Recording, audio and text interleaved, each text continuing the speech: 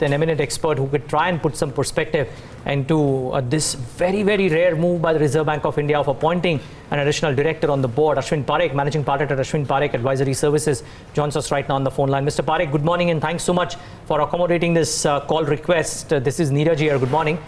Good morning. What do you make of this? Rare as it is, it's coming on the heels of Yes Bank not performing the best in the reported numbers and the asset quality slipping quite considerably, and they're needing capital at a time when they are very a stone's throw away from the minimum requirement ratios as well. What do you make of this development?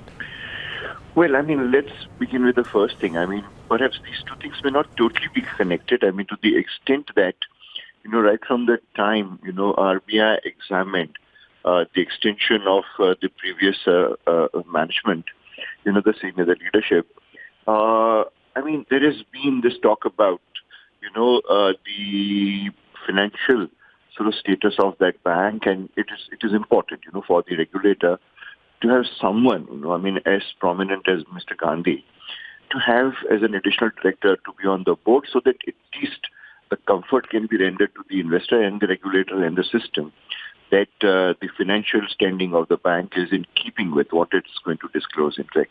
So, I mean, that's one part. The second is on the governance also. It could only strengthen the governance of the bank. With someone like Mr. Gandhi, it would certainly be a big help, for the bank also to actually do and project that kind of an image. I mean, I would look at it constructively. I would certainly see that the move will only strengthen both, the comfort that the investors could derive on the reporting and also on the governance of the bank. This is not new, right, Mr. Parekh, because it's happened to Lakshmi Vilas Bank, it's happened to Dhanlaxmi Bank. But the only difference is that on their boards, the current serving members of the central bank have been placed, unlike a retired official like Mr. R Gandhi on the board of Yes Bank. Yeah, certainly. I mean, it's certainly not a new move, I would say. And there is one more thing that we must, accept. See, whenever any particular bank, the financial numbers of a particular banking institution seem to be under stress or under pressure, the regulator would only deem it fit from the point of view of deposit holders' protection and the public interest to really strengthen that, more than anything else, I would say.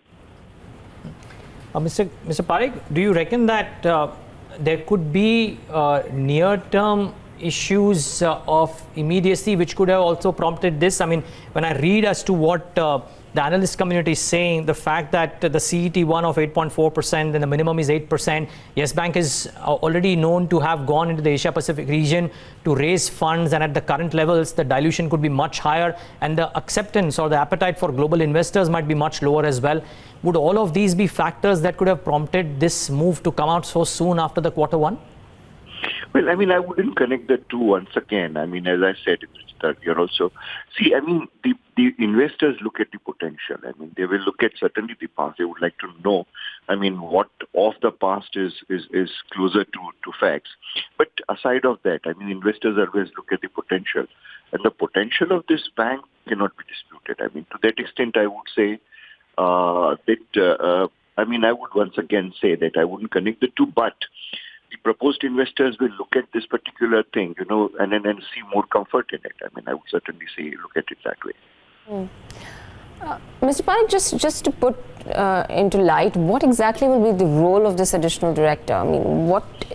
What does his role encompass when he's put on the board for the next 2 years? And 2 years is the time frame given, but say for example, if the bank is unable to bring back its CET, bring back the margin of the CET back to favorable levels, what happens then?